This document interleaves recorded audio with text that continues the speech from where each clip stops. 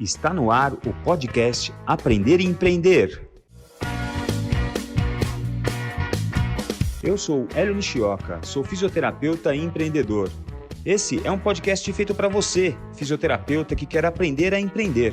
Para você que sonha em construir um negócio do zero, esse é um espaço preparado para você participar, debater, questionar e, claro, aprender tudo. Vamos juntos conhecer a fundo todos os segredos do empreendedorismo, do crescimento pessoal e da inovação. Seja bem-vindo, a casa é sua. Bom dia, boa tarde, boa noite. Estamos aqui novamente com o podcast Aprender a Empreender. Já lembrando a você que nós estamos nas plataformas Spotify, Deezer, Apple Music e YouTube. Agora, quem quiser ver a gente tem imagens lá do entrevistado, imagens minhas também, lá no YouTube. Então, se você está a fim de ver a gente, é só ir lá no YouTube, mas você pode escutar correndo, nas plataformas de podcast lá. Vai também lá no nosso canal do Fisiortopedia e também no nosso canal, tanto no YouTube como no Spotify, você consegue clicar no sininho para ser notificado cada vez que a gente lança um novo episódio. Então, é legal porque você não perde nada aí do que a gente está. E eu vou pedir também para você ajudar a gente a espalhar esse conteúdo que é de muita valia para todos os jovens fisioterapeutas, para os graduandos, para as pessoas que têm pós-graduação em fisioterapia, e espalhar essa mensagem de empreendedorismo aí para salvar o Brasil e para salvar o mundo. Vou aproveitar aqui o assunto de hoje, eu gostaria de compartilhar com todo mundo, os nossos ouvintes aí, as pessoas que acompanham o nosso podcast. As nossas inscrições das nossas pós-graduações estão abertas e vale ressaltar que nós temos 2 cursos, a pós-graduação em ortopedia e traumatologia e também a especialização em dor para fisioterapeutas. Conteúdo especificamente direcionado para fisioterapeutas, não tem remendo, não tem adaptação, é tudo realmente com a nossa linguagem, com o nosso jeito de ver o paciente, com a multidimensionalidade que a gente entende, dessa elegância que vocês veem no fisioterapia, da maneira que a gente fala de como abordar o paciente. Então, todas as nossas pós-graduações sendo conhecidas pelo MEC foram pensados de fisioterapeutas para fisioterapeutas. Eu estou no episódio hoje, mais do que trazer um convidado para o meu podcast. Hoje eu trouxe um amigo, um amigo que eu conheci de maneira inusitada, a gente pode até contar essa história aqui depois, e é o cara que acabou virando irmão, assim, na profissão. A gente não tem, infelizmente, a gente não mora na mesma cidade, mas a gente tem muita proximidade espiritual, assim, eu acho que a gente tem uma conexão legal. Toda vez que eu falo com ele, eu aprendo, eu tenho certeza que ele também gosta, que ele me demonstra isso. O meu convidado de hoje é professor, fisioterapeuta, dono de uma clínica maravilhosa, o grupo Equality, é professor doutor em fisioterapia. Meu convidado de hoje é meu irmão, Renato Soares. Bem-vindo, Renatão. Eu que agradeço, Hélio. Espero poder ajudar da melhor forma possível nesse bate-papo aí, cara. Para mim é uma grande honra estar aqui com você, cara. Legal, Renatão. Bom, primeira pergunta que eu faço para toda fisioterapeuta que eu converso, independente da idade, do tempo, do lugar que se formou, da cidade que faz parte. Rê, o que aconteceu com você para você virar fisioterapeuta, cara? Qual que é a história aí? Por que fisioterapia? Tanta coisa para fazer dessa vida, por que fisioterapia? Que pergunta, cara. Vamos colocar a gente num histórico, né, Leão? Você é da minha época, a gente tem um bom tempo de formado. Naquela época, a gente não tinha muita informação sobre as profissões de uma forma geral, né? Todo mundo conhecia medicina, direito, administração, engenharia, mas existiam outras profissões assim que instigavam a gente a buscar mais informações. As informações eram poucas, né? No máximo, aquela visita da escola na USP para entender, para conhecer as outras formações, ler aqui ou ali alguma literatura específica no meio analógico mesmo, no papel. E a fisioterapia me encantou com algumas frases, assim, né? Mas o que eu penso, de uma forma geral, sendo bem direto, é que existe naturalmente uma necessidade em algumas pessoas mais afloradas, de participar em ajudar o próximo, né, cara? Eu acho que essa é uma grande essência do fisioterapeuta, da fisioterapeuta, como outras importantes profissões. Eu acho que, de forma inconsciente, isso foi conciliando, sem muito conhecer a profissão, sabendo que isso é muito importante no ajudar, e eu acho que foi um processo natural de teste, que deu certo, né? Poderia não dar, poderia ser algo totalmente equivocado daquele meu pensamento com 17 para 18 anos, do que eu achava que era fisioterapia. De fato, era um pouco diferente do que eu imaginava, era muito maior do que eu imaginava naquela época, mas cada novo conhecimento, cada nova possibilidade que eu tive de contato com os profissionais, daí eu falo, nossas referências eram os docentes da universidade, mas me encantava entender sobre essa profissão. E, naturalmente, isso foi amadurecendo em mim e deu o que deu, né? Até hoje eu sou fisioterapeuta, muito grato por essa tomada de decisão lá, obscura no começo, mas que deu certo. Eu acho que, se fosse refletir, eu falo, a essência de ajudar o próximo e essa felicidade, essa necessidade de compartilhar essa felicidade de estar ao lado de alguém, eu acho que facilitou essa tomada de decisão. Olha, sem querer ser muito romântico, né? E aproveitando para falar de ajudar o próximo, eu vou contar aqui como é que a gente se conheceu. Muito bacana essa história. Eu e o Renato, a gente se conhecia acho, de rede social só, né? E a gente teve a felicidade, sempre uma grande felicidade, de encontrar Rodrigo Vasconcelos, né? E nós dois fomos para Campinas, e a gente, um não sabia que o outro estaria lá. E nós encontramos lá, começamos a conversar, e por coincidência também sentamos um do lado do outro, né? Nós sentamos um do lado do outro, né? Eu cheguei atrasado, tinha um lugarzinho ali, foi onde eu sentei. Isso, então, uma puta coincidência.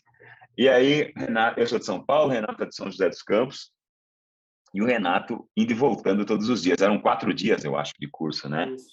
Eram 4 dias de curso, e o Renato chegava de manhã, meio atabalhoado, correndo, e saía para ir para casa até São José dos Campos, de Campinas a São José dos Campos. Primeiro dia fez isso, segundo dia já começou a reclamar. Porra, tem que voltar para São José. Tô já cansado pra caramba. Eu não sei se foi no segundo ou se foi no terceiro, e aí eu virei pro Renato e falei, pô, eu tô num quarto, cara, que tem duas camas, mano. Vamos lá pro quarto, você dorme lá. Porra, sério, né? Foi mais ou menos assim, né? Foi isso, Hélio. O Hélio, eu lembro que eu reclamei, falei, poxa, você está onde? Você é daqui? O Hélio falou assim, poxa, não, eu sou de São Paulo, mas tenho um hotel aqui. E de uma hora para outra ele falou, pô, fica lá, cara. Eu falei, beleza. Daí eu acho que daí caiu a ficha no Hélio, assim, o instinto do ajudar falou mais alto. Pô, eu nem conheço esse cara, mas já estou convidando ele. Isso virou até uma brincadeira, né, cara? Foi bacana. E foi a forma inesperada que me ajudou muito, muito nesse processo dessa amizade aí que dura até hoje, né? Muito agradecido por aquela ajuda, Hélio. Imagina, então eu e o Renato, a gente pode dizer que a gente é amigo porque a gente já dormiu junto. Bom, Rê, finalidade inicial do nosso papo aqui talvez não é trazer uma solução pronta de um problema incrível que é essa vida, né? De questões relacionadas à vida. E a gente está na metade do caminho, né? A gente está beirando os 50 aí, e a gente fica meio, né, olhando para trás, aí você olha para frente e fala, pô, será que vai dar para fazer mais 50 para frente, né? E é uma reflexão a respeito do tempo, né, cara? É uma reflexão a respeito de os vários papéis, né? Porque ninguém é só fisioterapeuta, ninguém é só médico, ninguém é só empresário, né? Então, levando em consideração aí a sua vida, por exemplo, você é pai de 3 filhos, se não me engano, tem uma negrona aí também na sua casa, né? Que é a cachorra. Como é que é o nome da cachorra? Amora. Amora. Amora que é pretinha, igual aquela Amora bem madura. E linda, maravilhosa, uma labradora. E o Renato é um empresário super bem sucedido, é um exemplo de empresário na fisioterapia, é pai da Amora também, é marido da Alexa, ele é fisioterapeuta, é professor, mas ao mesmo tempo ele também é um estudante de fisioterapia eterno, que tem que estudar, tem que se atualizar. É um cara que dá palestra, é um cara que treina equipe, é um cara que lidera pessoas, ele tem que liderar os filhos, ensinar as coisas para os filhos, faz projeto social, vai para os interiores do Brasil fazer coisas. Cara, então, assim, eu acho que o nosso papo hoje, Rê, é entender como equilibrar esse desequilíbrio, como lidar, né? Porque assim, toda hora a gente está sentindo alguma coisa, né? Uma hora que você brinca com teu filho, você sente uma puta alegria, você fala, porra, tô sendo pai, puta que legal, né? E uma hora que você está enfiado lá na terceira reunião seguida do dia, você fala, cara, tá outra coisa, eu podia estar com a minha mulher, com meu filho. Então, assim, como é que é esse equilibrar o inequilibrável, né? Como é que é essa dança que a gente tem que fazer, né? E de vez em quando tem pisões no pé. E aí, Rê, como é que você equilibra isso? Para mim, já vou deixar aqui minha visão. Você é um cara que meio que, pelo menos, é lógico que a gente só vê um lado, né? Mas da minha visão aqui, você faz bem isso, entendeu? Eu acho que você faz bem isso e eu tô aqui para aprender contigo. E aí, como é que faz? Bom, vamos lá. É um começo já não fácil, né? Mas, primeiro, antes de tudo, a gente tem que entender que cada um tem uma história, né? Uma história de vida. Independente dessa história de vida, a gente tem que criar soluções, né? Que sejam mais ou menos difíceis. Mas a primeira coisa é entender que de fato, o nosso passado influencia na nossa realidade hoje e, consequentemente, no nosso futuro. Se eu sei isso, quanto mais eu entender isso para os nossos filhos agora, melhor vai ser esse trânsito para os próximos, né? Mas vamos pensar na nossa realidade, né? O Hélio falou, e a gente tem quase aí 50 anos, acabei de fazer 48 anos, a gente tem uma história de vida. A história de vida, lógico, não é fácil, com vários obstáculos, não nascemos em berço de ouro, mesmo se tivéssemos nascido, sabemos o quanto é complexo tudo isso, então nada é fácil, cada um com a sua história, mas o que a gente tem que saber é que existe uma necessidade de entender prioridades, né? Eu acho que esse é um bom começo. E essa reflexão é interna, é de cada um. Né? O que é prioridade para você, Hélio? O que é prioridade para mim? O que é prioridade no quesito de satisfação? Né? Eu acho que a essência da vida é ser feliz, é ser leve. Né? E, em cima disso, a gente tem que traçar modelos, né? Modelos em cima, agora, da sua realidade atual. Né? Então, a gente está falando de uma história de vida que pode ser mais ou menos facilitada ou com mais ou menos obstáculos, mas, independentemente disso, a gente tem que mudar a vida para o futuro, pensando na realidade. Né? O Hélio falou, olha, o que eu quero fazer para os próximos 50 anos? Isso tem que estar muito claro, assim. E não é uma visão metódica, tá, gente? Eu não sou dessas pessoas, eu não sou daquela pessoa que vou colocar numa planilha os meus objetivos, as minhas expectativas. Não, eu faço isso para os projetos de ação da empresa, isso é importante. Para a minha vida, talvez seja, no meu ponto de vista, uma reflexão profunda, interna, constante, porque isso não é linear, para entender o que eu quero para hoje e o que eu quero para o futuro, em todos os níveis, né? Em todas as dimensões da sua vida, seja ela familiar, seja ela profissional, mas que culmine num algo comum que é a satisfação, que é a sua saúde mental, corporal, esse equilíbrio que a gente tenta buscar da melhor forma. Então, primeiro, vamos começar com essa reflexão interna. Eu sempre faço isso, tá? Isso é consciente. Poderia não ser, poderia ser simplesmente, eu faço por fazer. Não. Eu tenho hoje um amadurecimento de entender o quão importante eu traçar as minhas estratégias com reflexões. Assim, será que eu estou no caminho certo? Aonde eu posso frear? Aonde eu posso seguir? para que a gente consiga ter essa plenitude, ou buscar a plenitude, né? Que talvez seja utópico, mas a gente, talvez a balança tende a cair para o lado positivo mais do que o negativo. E nesse quesito, a gente tem que considerar todos os ambientes que a gente está, né? Ambiente profissional, ambiente familiar, para que exista um equilíbrio. Se você está no ambiente de trabalho que não o satisfaz, algo de errado está acontecendo, né? E não adianta ficar reclamando, porque daí isso só piora, né? Então, mude a estratégia. É algo não linear mesmo. E você tem que ter essa proatividade de mudança, né? E às vezes tem que ser radical mesmo e em busca dessa possível futura plenitude. Então, primeiro eu começo a sugerir essa autorreflexão interna, né? Cada um no seu casulo, cada um com a sua história, cada um com a sua particularidade. Eu acho que esse é um bom começo, Elião. E essa coisa da autorreflexão entra a questão da gente fazer um trabalho também de autoconhecimento, né? Então, quem sou eu, de onde eu vim, né? Quais foram as ferramentas que os meus pais usaram comigo, né? Quais foram... E muitas vezes eram escassas as ferramentas, né? A gente percebe, por exemplo, eu tive a convivência, infelizmente, curta com meu pai, assim, meu pai morreu, lógico que é bastante tempo, mas meu pai morreu muito cedo, né?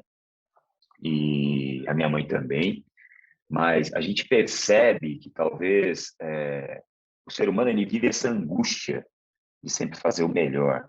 E eu percebo hoje, do alto dos meus 49 anos, que apesar de toda a dureza da vida, e apesar de todo o rigor com a qual eu fui tratado, meu pai era um homem muito bravo, assim, um cara muito rigoroso. E a gente apanhava, né? A gente apanhava, falar real, a gente apanhava, né?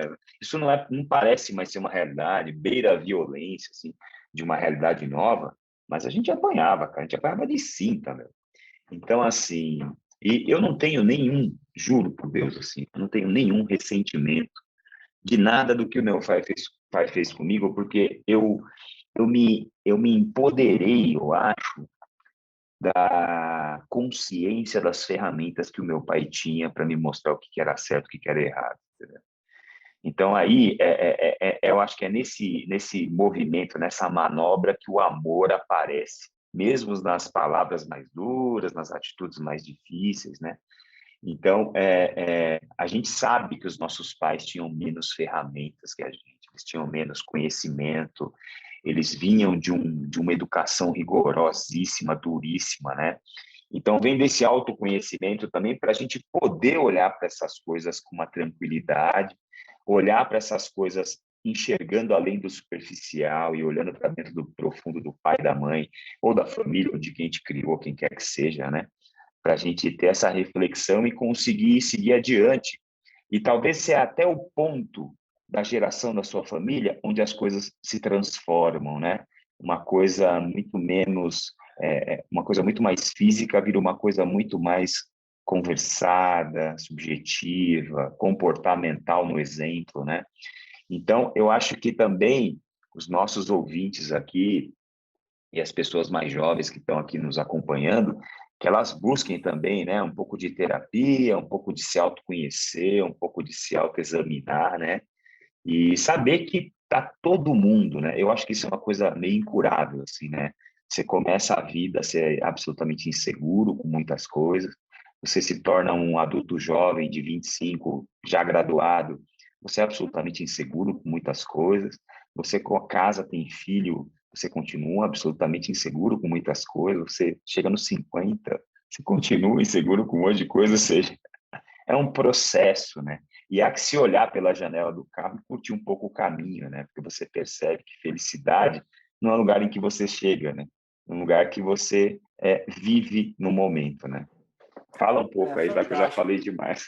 Não, Hélio, a hora que você foi falando, eu fui lembrando assim das histórias. Você tocou num ponto muito importante que eu faço essa reflexão sempre. Da onde você veio, né? Cada um tem a sua história, como eu disse, né? Eu fico imaginando assim o quão importante é a educação nesse processo, né? Isso é muito importante. Se eu me colocasse no papel do meu pai, por exemplo, na forma que ele criou, que ele foi criado, e o quanto ele se transformou para ser um bom pai para mim, cara, é fantástico isso, é uma evolução. Meu pai, só por uma curiosidade, tá? A minha avó já falecida, de 1900, na época divorciada, com 2 filhos, começou a namorar, ficou grávida, imagina, início de Nossa, 1930, nossa. do meu pai, logicamente, naquela época, aquela interior de São Paulo, Itapetininga, ela praticamente foi expulsa da cidade, ela foi para o lado, foi para outra cidade, teve meu pai, e logo depois ela teve tuberculose, que fez ela vir para São José dos Campos a se tratar, por isso que hoje eu estou aqui. Meu pai Que coisa. ficou no internato durante muitos anos, e ele só foi se encontrar com a mãe depois dos 10 anos, assim, viver com a mãe, né? Daí você fala, poxa, é um processo conturbado, eu não tive nada disso, tá? E isso poderia acarretar muita coisa ruim num processo, né, de educação para os filhos, mas não, sabe? Meu pai soube lidar de uma forma única mesmo, né, em todo esse contexto, soube absorver, logicamente, as porradas que ele levou, e o amor dele com a mãe era gigantesco. O que fez com que ele criasse os filhos dele de uma forma única. Minha avó era uma doceira em São José dos Campos, conseguiu criar um filho até um curso universitário, que não deve ter sido nada fácil, mas em todo esse processo fez um amadurecimento numa criação do meu pai, eu acho que única, né? E o que reflete a importância, nós entendemos esse passado, entendemos os prós e contras de tudo, né? E montarmos as melhores estratégias para a gente, né? Então, resumindo, a educação, do meu ponto de vista, familiar é o principal. Então, para quem tem uma família aí, a forma que você olha para os seus filhos tem que ser uma forma diferenciada, tem que sim estar num processo de prioridade na sua vida, para que a geração dele cada vez mais tenha mais facilitadores e menos obstáculos, né? Então, nesse processo, eu falo que se a gente colocar prioridades na vida, eu falo, coloque a família, cara.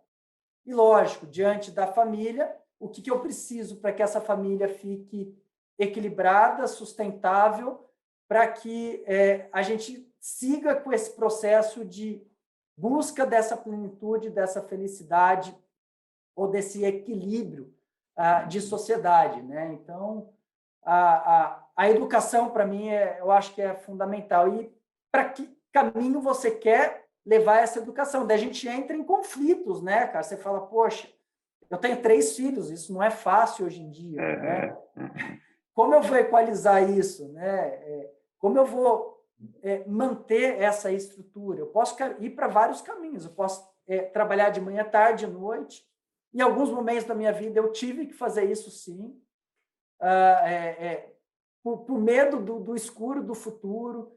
Eu fui me equilibrando, eu fui ajustando a minha forma de viver, numa simplicidade mesmo, e talvez seja a maior essência. Mas eu poderia cair num abismo de correr atrás dos problemas a serem resolvidos, em vez de buscar uma solução prévia, né? E eu acho que esse é o caminho que a gente tem que seguir. Eu acho que também já falei demais aqui, Hélio, mas você fez eu lembrar de uma história familiar que reflete uma evolução, né? E isso tem que acontecer. Se a gente errar num processo familiar, eu acho que nada vai dar certo. É uma cascata de alterações para você e para os seus entes queridos aí por aí. E é muito louco assim, porque você, por exemplo, eu tenho 2 filhos, você tem 3, né? E é muito louco porque você acaba com a sua história e com a sua bagagem, e essas são as ferramentas que a gente tem, é lógico que a gente melhora ao longo do tempo, a gente vai... Eu lembro até do meu pai, por exemplo. O meu pai sempre foi muito duro comigo, eu sou o filho mais velho, né? Meu pai sempre foi muito duro comigo, meu pai sempre foi muito rigoroso comigo e com a minha irmã. Somos em 4 irmãos lá, os filhos dos meus pais. E eu e minha irmã, a gente nunca repetiu de ano na escola, porque a promessa é que ele ia quebrar a gente na porrada, sabe? Então a gente, pelo medo, tendo uma coação pelo medo, a gente nunca pensou em tirar nota baixa na escola. E eu vi esse processo no meu pai, porque meu pai, como ele teve 4 filhos, ele foi muito duro com os 2 primeiros, e eu percebi a evolução dele para os outros 2 filhos. Um cara muito mais ponderado, um cara que talvez tenha olhado para os excessos dele e falado, porra, não é assim que se faz, não é assim que se equilibra as coisas. E eu lembro dele muito mais tranquilo com os meus irmãos, e a gente até reclamava, porra, enfiou a porrada na gente, e agora fica aí de moleza. Esses 2 folgados aí repetindo de ano toda hora, e a nossa promessa é que ele ia quebrar a gente. Tudo bem, né? Mas isso Mas o que ele fez, o que ele fez, ele foi de fato algo que a gente tem que fazer. Essa, não sei se foi consciente ou inconsciente, né? Foi uma reflexão mesmo, ou foi uma naturalidade, mas teve uma evolução bacana, né? E eu acho que esse é o processo natural da gente, né? São essas reflexões contínuas. Isso tem que existir sempre. E essa capacidade de se automodelar, de mudar comportamentos e de entender que talvez aquilo não seja tão bacana e você muda, né? Então, até conversando com jovens fisioterapeutas, e eu já acompanhei, muitos me acompanharam já, e alguns deles, graças a Deus, eles se tornaram bons, ótimos fisioterapeutas e eles foram embora. E depois de ficar 1 ano do meu lado, 6 meses do meu lado, alguns deles me deram feedback, assim. Eu falei, e aí, o que você achou de ficar aqui, me acompanhar, tipo, ser meu assistente e tal? E alguns deles falaram assim para mim, poxa, é espantoso, a coisa que mais me chamou a atenção é o seu desapego com a conduta que você adota no primeiro dia com o paciente. Se você percebe que no segundo ou no terceiro dia que esse paciente está vindo, você já não encontrou o que você estava procurando, você, sem cerimônia nenhuma, você muda de conduta. Eu falei, mas é isso mesmo que a gente tem que fazer. Eu falei, então, eu tenho dificuldade de mudar a conduta, porque toda vez que eu mudo, eu estou confessando para o paciente que o que eu tentei até agora estava errado. Eu falei, mas qual é o problema de confessar que você estava errado até agora? Ninguém tem a resposta para saber o que um ser humano tão diferente que você acabou de conhecer, né, que é tão cheio de questões, como é que você pode acertar de primeira? Como é que você pode resolver o problema do paciente em meia hora, em 2 horas, em 3 dias, em 1 semana, né? Isso é um processo, por isso que o tratamento tem que ser uma coisa viva, né? Eu acho que isso é uma coisa que a gente pode fazer para a nossa vida, né? Você pode começar do jeito mais despreparado possível, tanto é que há muitos pais que começam de maneira... E, aliás, né? Quem está preparado para ter um filho? Quem está preparado para abrir uma empresa? Quem está preparado para casar com alguém, cara? É muito pular de bungee jump e confiar na borracha que está amarrada no seu pé. Porque em partes você crê, em partes você acredita, em partes você crê, porque você vai, né? Você vai. Simplesmente fecha o olho e pula, né? Há uma quantidade considerável de penumbra nas decisões que a gente toma, né? E o mais importante é aprender a fazer esse ajuste, né? Já que essa pessoa foi a com quem eu escolhi casar, eu tenho que fazer esse ajuste aqui agora, porque eu pensei que era mais por amarelo, agora estou vendo que é mais por azul o negócio aqui com ela ou com ele. E essa capacidade de se modelar, né, parece ser uma qualidade, né, Renatão? Eu acho que é uma qualidade, né? Primeiro, estar sempre no mesmo nível de qualquer pessoa, né? Eu acho que ser verdadeiro, né? Sair do jaleco, né? Sair do altar, não ser um semideus. Eu acho que esse é um bom começo, né? Eu acho que isso, e como você disse mesmo, em todas as dimensões da sua vida, né, cara? Então, eu não quero ser o pai perfeito. Não, eu acho que eu não sou um pai perfeito. Eu quero só buscar ser o melhor pai possível naquela situação. Eu não quero ser o melhor fisioterapeuta, eu quero buscar sempre o meu melhor, sabendo que eu vou errar, né? Eu acho que esse é um excelente começo, né? Ser verdadeiro, sabe? Não se blindar diante de uma armadura de aço. Não existe isso. Nós somos seres humanos competentes ou buscando uma competência diante de experiência e diante de estudo. Esse um passo. Mas eu vou acrescentar mais um item aí, Hélio, que eu vejo que acontece hoje, né? É uma percepção, que eu estou falando é uma percepção. Hoje, o processo de informação, de chegada da informação é muito grande, né? Então, cria-se, nos imaturos, talvez uma perspectiva de facilidade de entender tudo, né? Então, poxa, qual a melhor técnica de educação de uma criança? Vou buscar, é o método Waldorf, é o método montessoriano, é o método tradicional, o método... eu vou saber. Como eu desenvolvo melhor minha criança? É colocando ela em frente da comida, deixando ela comer, deixando ela sujar, ou tem que esterilizar tudo. Essa informação está muito fácil na rede. Você vai caminhar, e muitas vezes, para um estudo específico. A fisioterapia, como outras profissões, também tem isso. A informação está muito mais fácil. O que cria uma expectativa de que você tem a informação perfeita. E cria a expectativa de que você sempre vai estar certo, que você tem a informação.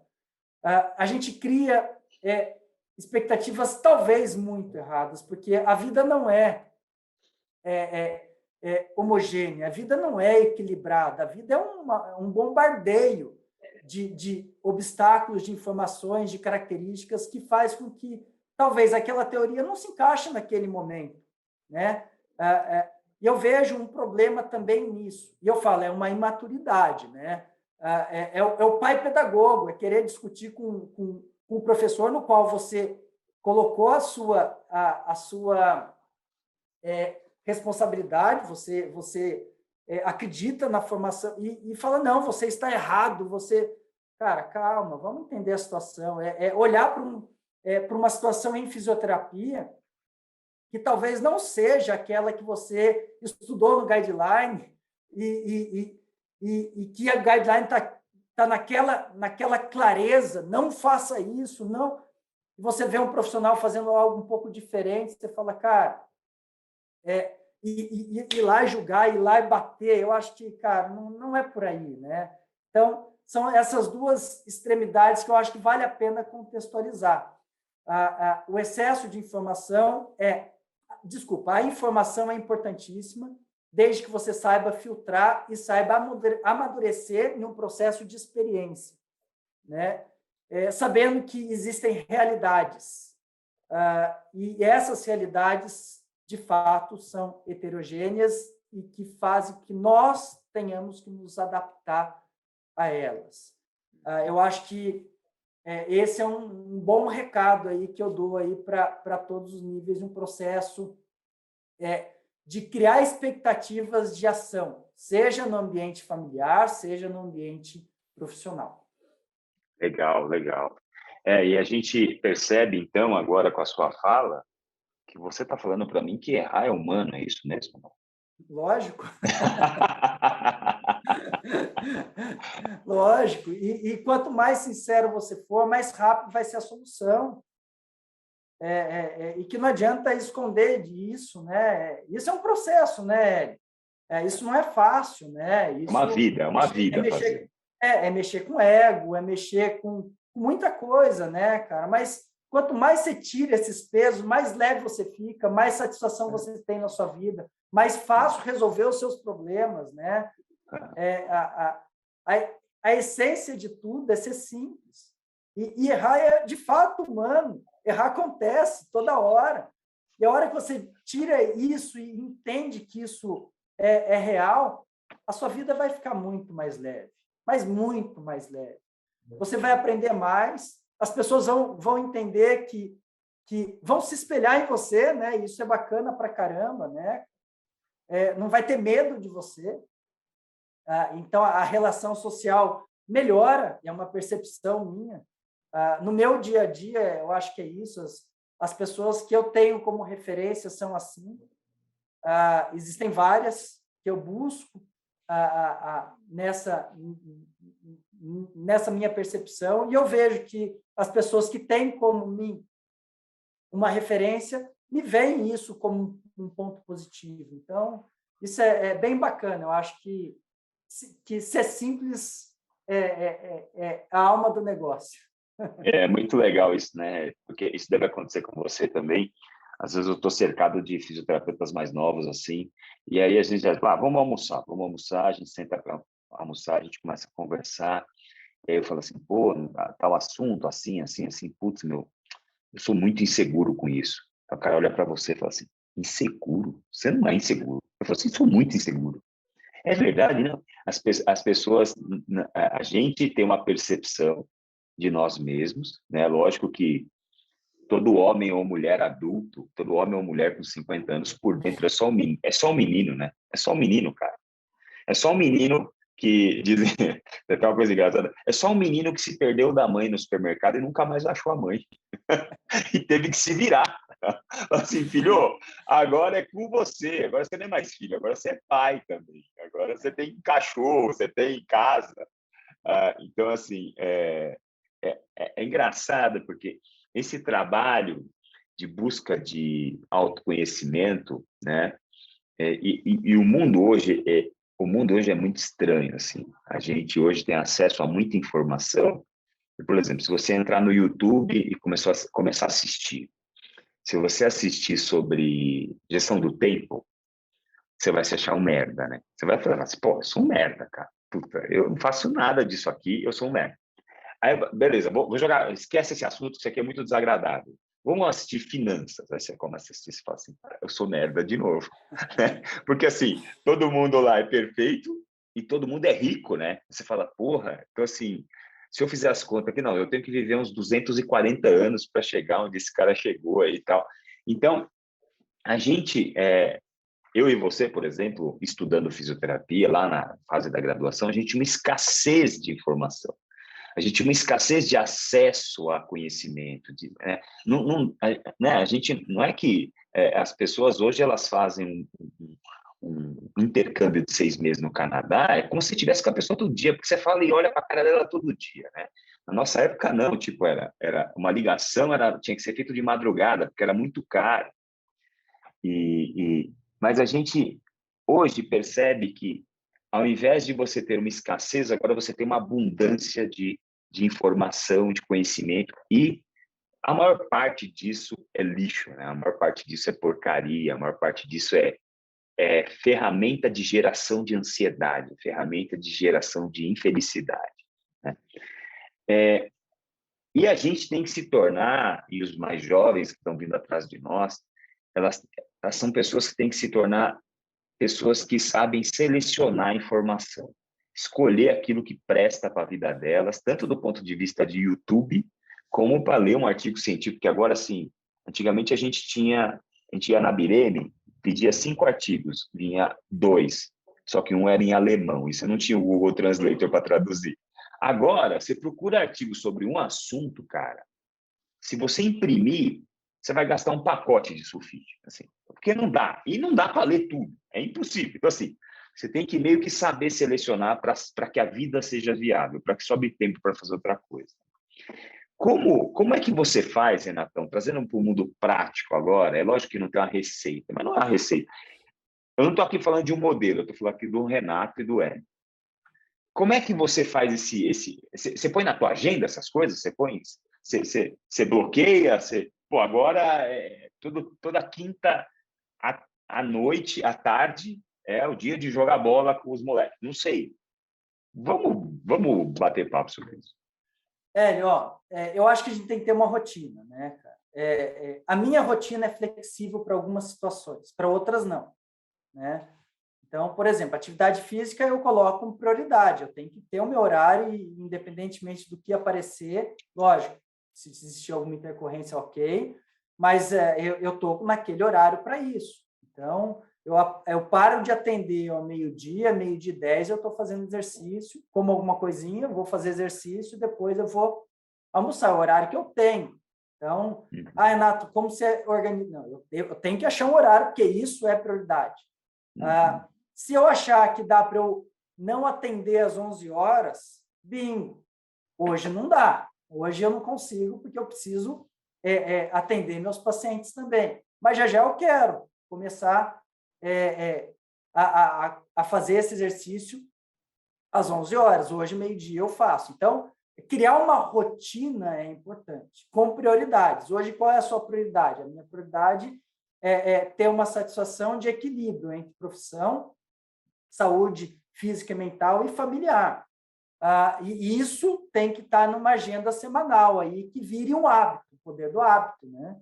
Então, que isso agregue valor a médio prazo a ser natural. Isso já é, na minha vida, natural. Então, eu tenho o meu horário para atividade física, eu tenho o meu horário para ficar com as minhas crianças, eu não vou colocar outras prioridades em cima disso. Então, hoje em dia, eu consigo falar, olha, meu fim de semana é familiar, a partir das 18 horas estou em casa, eu consigo fazer isso.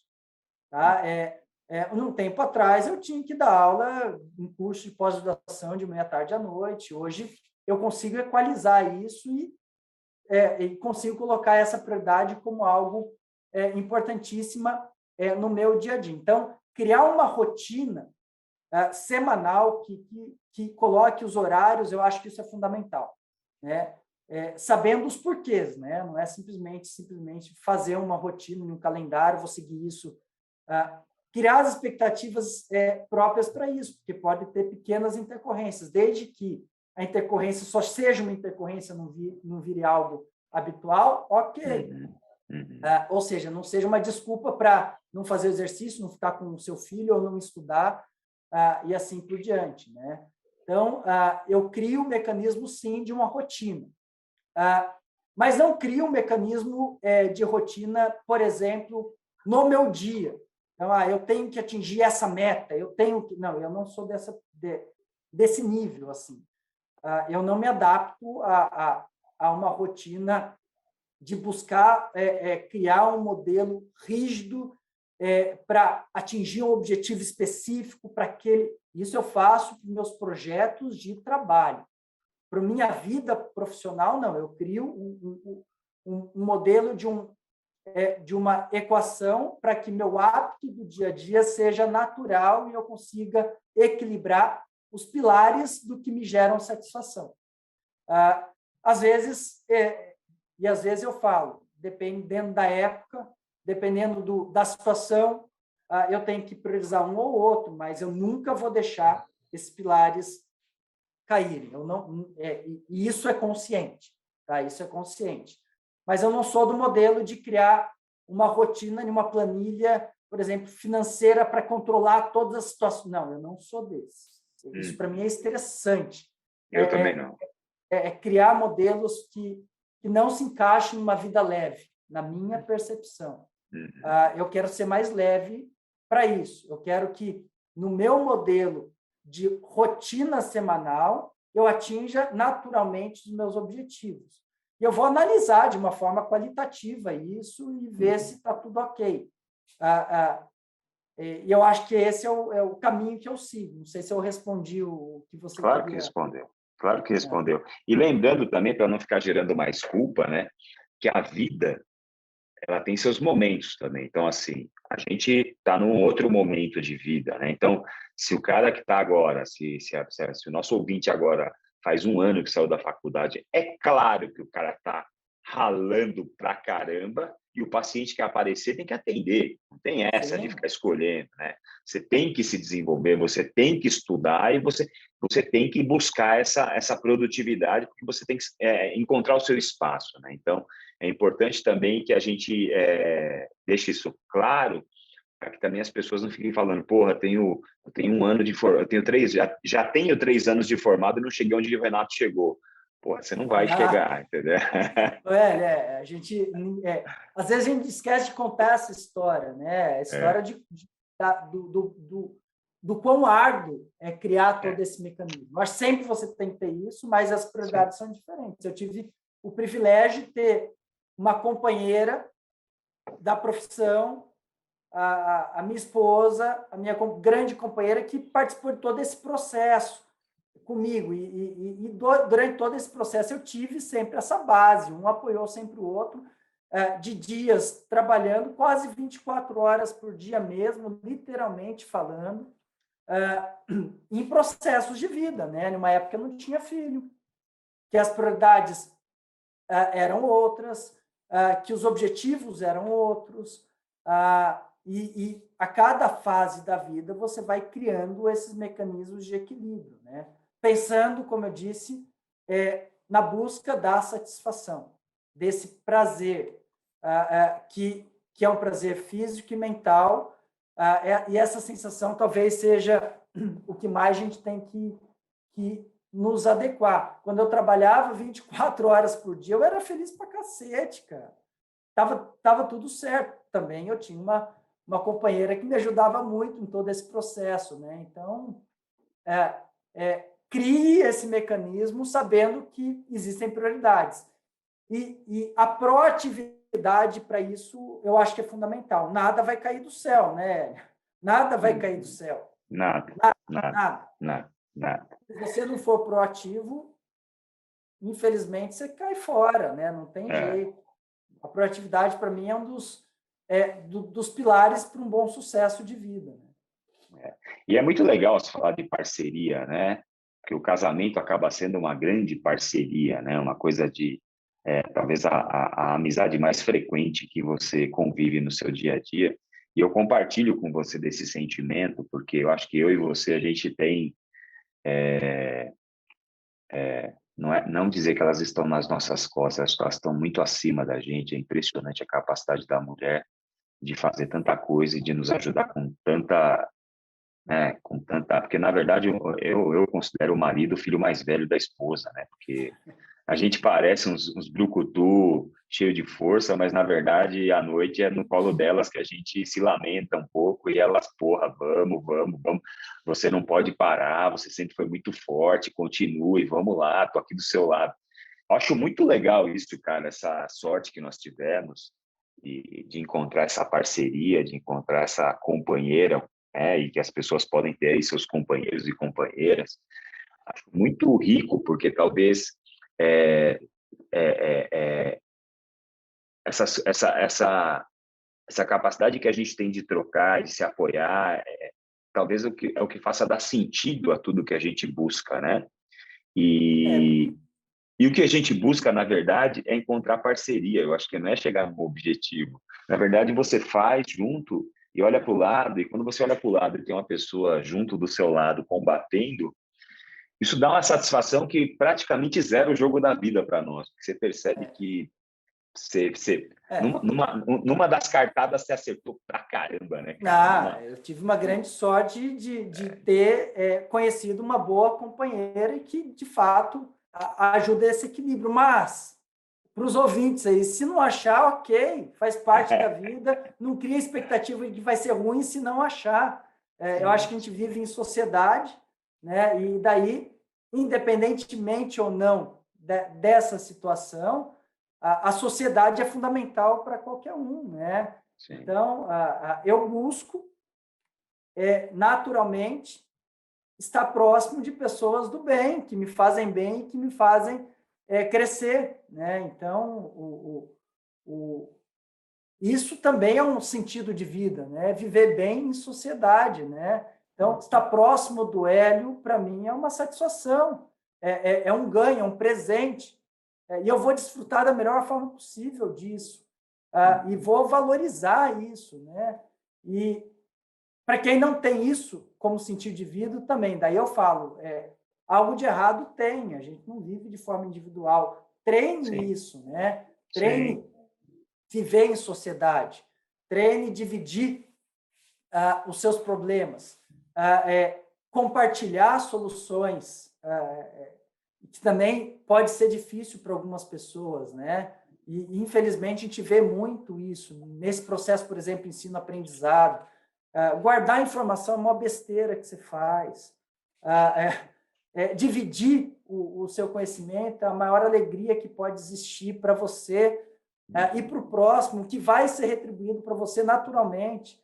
Isso é uma cascata, né? Então, tá do lado de pessoas que vão compartilhar com você de forma recíproca é fundamental também, né? Não podemos deixar de destacar isso. Então, se você pensa em montar uma estratégia, pense que as pessoas que estão ao seu redor têm que estar nessa estratégia. Além de um roteiro de vida semanal, busque isso, né? Busque estar próximo de pessoas que te fazem bem, mas seja recíproco, né? Eu acho que isso também é necessário dizer. Às vezes a gente não consegue perceber isso, né? São coisas do ser humano e é um processo natural. Então, se o Hélio um dia chegar, pô, Renato, como que você faz isso? Cara, eu tenho o maior prazer de falar isso para ele. Eu sei. Faz parte de um processo. Não existe competição, não existe... Não, para com isso, né? Para com isso. Lógico, existe ética, que não se discute. Ética é ética, né? Então, eu não vou trapacear, eu não vou... Não, eu estou conversando com um amigo, dividindo problemas e procurando soluções. E eu vou ajudar da melhor forma possível também. Sim, então, receber e compartilhar na sociedade no qual você está envolvido. É muito legal isso, que você já deve ter tido essa experiência, como a que eu tive. Você vai fazer uma pergunta para o Rodrigo Vasconcelos e ele pega tudo que ele tem e dá para você. Ele pega assim, quer saber como é que eu faço na minha empresa? Ele pega o documento da empresa dele e dá para a gente. Eu falei para ele assim, eu não pergunto mais nada para você. Ele falou, por quê? Eu falei, porra, não pode, você está me deixando mal acostumado, você me dá as coisas prontas, eu quero estudar, eu quero aprender, entendeu? E assim, isso é a generosidade do cara, né? É o cara que sabe que o apego dele não está naquilo que está na mão dele como um documento, o apego dele está naquele processo de ser parceiro e naquele processo de saber que fazendo isso ele é útil demais, né? Fazendo isso eu sou suspeito de falar do Rodrigo. O Rodrigo é meu amigo irmão. Eu também. Literalmente é uma das pessoas que eu mais tenho relacionamento assim, e eu tenho esse convívio direto com ele. Todo o tempo que eu tenho com ele, a gente conversa de coisas pessoais, das nossas dificuldades pessoais e das nossas dificuldades profissionais. Isso é recíproco, isso é muito bacana, é muito leve. E esse, para mim, é o melhor exemplo, Hélio. Eu acho que é uma das pessoas que eu mais admiro mesmo, assim, porque, de fato, é uma pessoa gostosa de estar junto, né? Eu sinto isso, eu sinto essa facilidade. E é aquele negócio, é uma troca, né?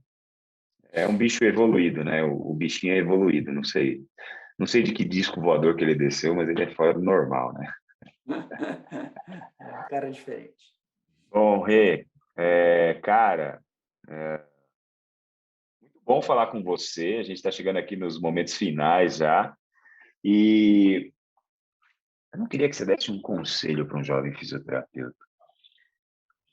Eu queria falar com você alguma coisa que a gente pudesse falar para quem está agora, ou no último ano da faculdade, ou no primeiro ano pós-graduação, ou no primeiro ano que está no mercado de trabalho. Cara, o que a gente pode deixar de mensagem para esse moleque, para essa menina, né? No melhor sentido da palavra, do menino e do moleque, desse monte de incerteza, esse monte de interrogação. O que será que você, Renato, pode deixar de mensagem para esse jovem físio que está nos ouvindo? Vamos lá. Primeiro, pensando no jovem, eu falo, é impossível a gente olhar só para uma dimensão. Ou seja, como eu vou ser bom na minha profissão. Para eu ser bom como profissão, eu tenho que ser bom como pessoa. Então, eu começo por aí. Ser bom como pessoa é um equilíbrio que a gente já está discutindo até agora.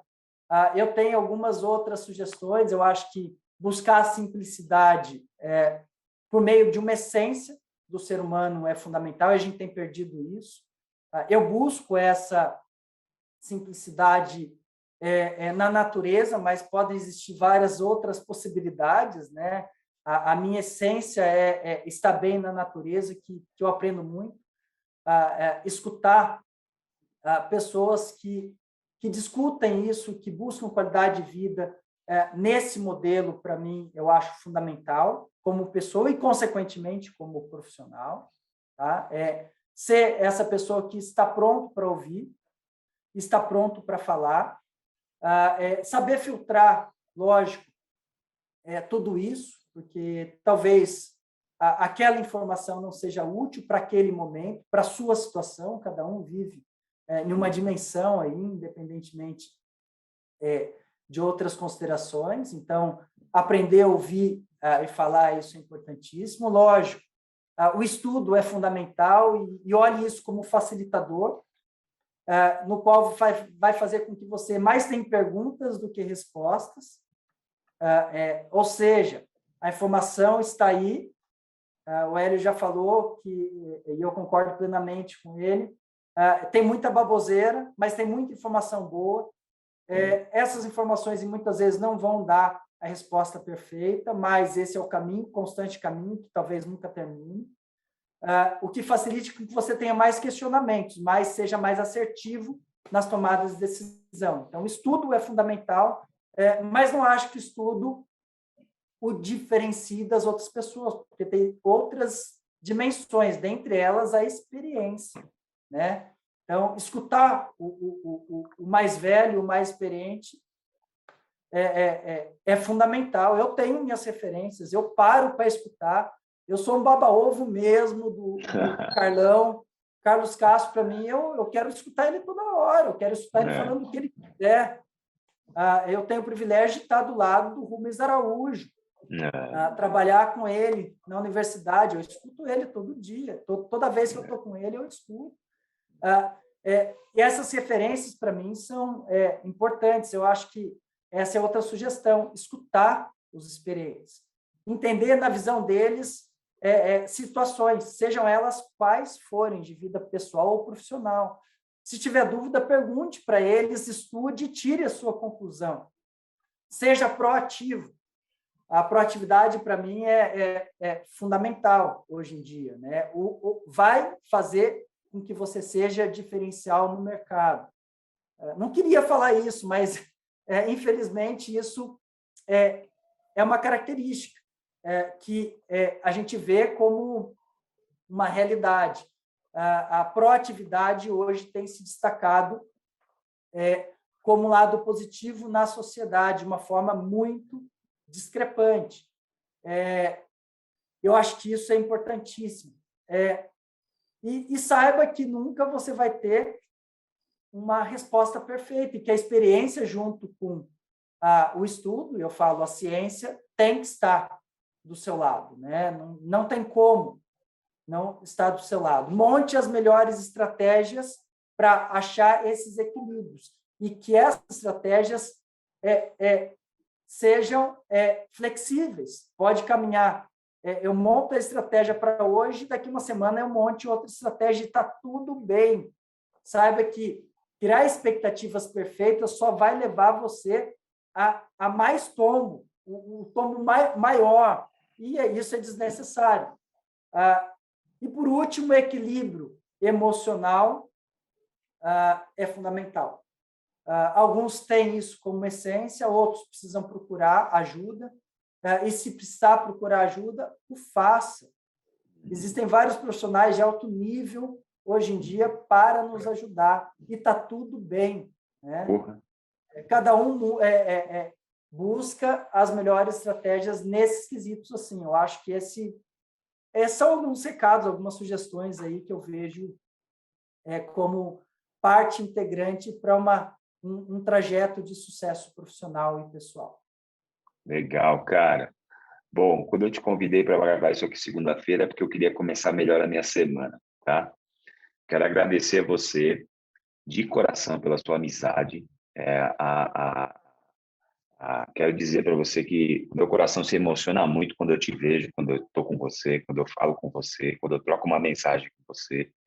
É muito sincero o que eu sinto por você. admiração, respeito, carinho, amor mesmo, tá? Agradecer você por estar na minha vida, estar no meu caminho, saber que saiba que o meu caminho é mais gostoso, porque você está do meu lado, eu sei que eu posso contar com você. Obrigado por tudo. Ô, Rê, fala aí onde as pessoas podem te encontrar, teu arroba do Instagram, se alguém quiser te mandar uma pergunta, fala aí. Eu não sou muito dessas redes sociais assim, eu tenho o meu Instagram, pessoal, que eu adoro fotografia, então eu tiro fotos, mas eu vi que precisava de um caminho mais facilitador para a profissão. Então, daí eu fiz um caminho diferenciado lá, meu, underline, mundo, underline, da, underline, fisioterapia. Ou Renato Soares 01, eu estou por lá. Ou no site da minha empresa, grupoequality.com.br, ou por e-mail profissional da universidade, renato@unital.br. Universidade de Taubaté. .br. Legal. Só. Bom, agradecer só para você. Obrigado por tudo aí, obrigado pela sua amizade, obrigado por esse papo. A semana já vai começar mais leve, só porque eu falei com você. Obrigadão, viu, Renato? Eu que agradeço, meu amigo. Tudo é recíproco, cara. Forte Valeu, abraço. cara. Espero ter ajudado da melhor forma aí. Sensacional. Agradecer a todo mundo que ficou com a gente até aqui e agradecer a você que nos segue, nos escuta, ajuda a espalhar essa informação. Ajuda aí a espalhar, manda para alguém que você conhece, alguém que você gosta, que pode gostar do nosso conteúdo. Manda para alguém e eu espero vocês no nosso próximo episódio. Um beijo para todo mundo e até mais. Tchau, tchau.